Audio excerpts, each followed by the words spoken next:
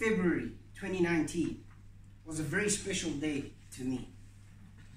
Ladies, don't get excited. It had nothing to do with Valentine's Day. On the 14th, I ended my relationship with Zytomol antidepressant tablets.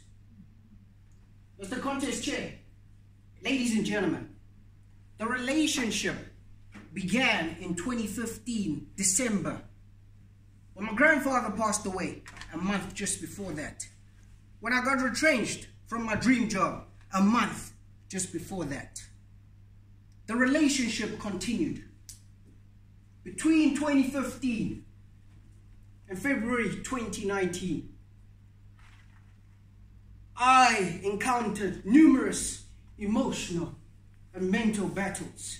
But victory was mine at last, because on the 14th, I ended my treatment and I broke up with these tablets. I felt like a brand new man walking around with the swag and grace of Obama. I was eating right and I was training regularly to stay in shape and stay healthy.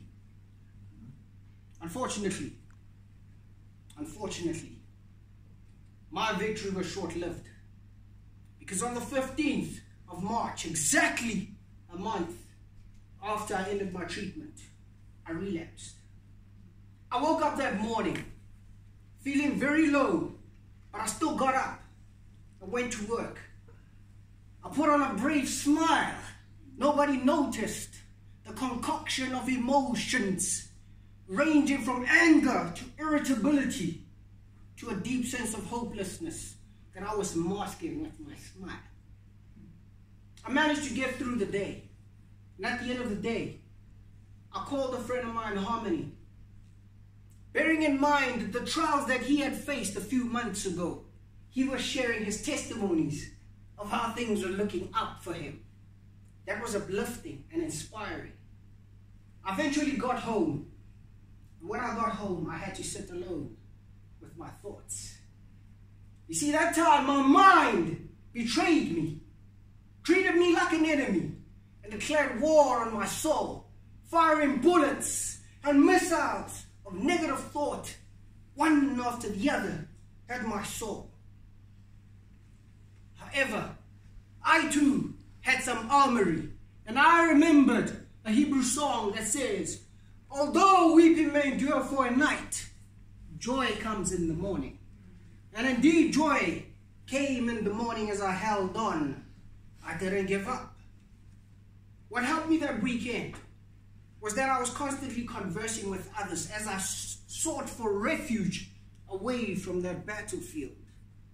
My girlfriend, I also allowed her to enter into my vulnerability, and she shared scriptures, encouraging words by Henry Ford, and so forth.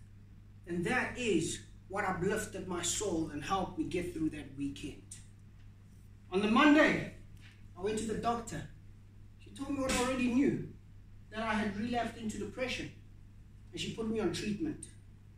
But as the famous adage goes, don't leave your pain empty-handed. Therefore, I've got two lessons that I would like to share with you tonight. Lesson number one is that you do not have to go through trials and tribulations of life alone. Somebody cares. You see, that night I remembered the words of my father when he had a conversation with my younger brother and I last year. He said, son, in life, there are things called solutions. Only because there are things called problems. If you do not have the solutions to your problems, somebody else does. But you need to reach out for help. Perhaps your marriage is falling apart. Perhaps your business is falling apart. Or you feel like you've been stagnating in life and standing in one place. All you have to do is reach out to somebody for help. Your breakthrough could potentially be one phone call away. One help me away. Reach out. The second lesson that I would like to share with you is that our pain and suffering has an expiry date. That night felt like the longest night of my life. Nonetheless, it definitely came to a culmination. And at that time, I also remembered the words of Dwayne "The Rock" Johnson when he shared about how he overcame depression.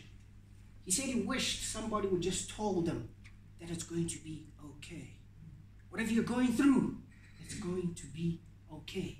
But he said you've got to hold on to that faith that it will become better. So whatever you're faced with right now, hold on. It's going to be okay. In summation, Les Brown once said, our ability to handle life's challenges is a measure of our strength of character. Ladies and gentlemen, it's a fact of life. Life will always throw curveballs at us, throw obstacles at us. But my plea to you is please, don't give up. As long as you don't give up, joy comes in the morning. Hold on. Mr. Contest Chair, when you're faced with trials, my plea to you is that you don't have to go through it alone. Minister Begitele will not arrest you for reaching out for help. Reach out, Mr. Contest Chair.